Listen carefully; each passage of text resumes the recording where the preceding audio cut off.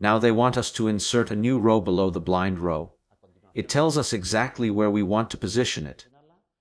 We add 2 lamps to the order at the price marked as 19.95 euros. That is, that after we will also have to apply the discount and verify the new total payable.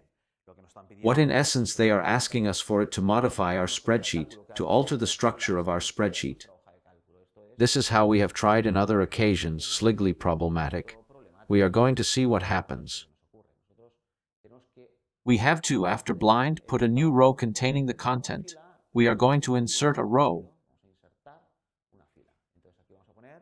So here we will type lamp. We see that, having inserted in a range that has a certain format, it retains the format. Meaning we have saved ourselves having to apply the new format they asked us for to this new data entry. 19.95. Surely it will also conserve the format. We have 2 little lights. We see that Excel, we don't have to tell it since it sees that it is a range, that it has an operation that is to multiply the price by the quantity. It sees that we are conserving the same structure of the spreadsheet and so automatically it has applied. It has introduced the formula without us saying anything. We also see that the sum, that was the sum of the range.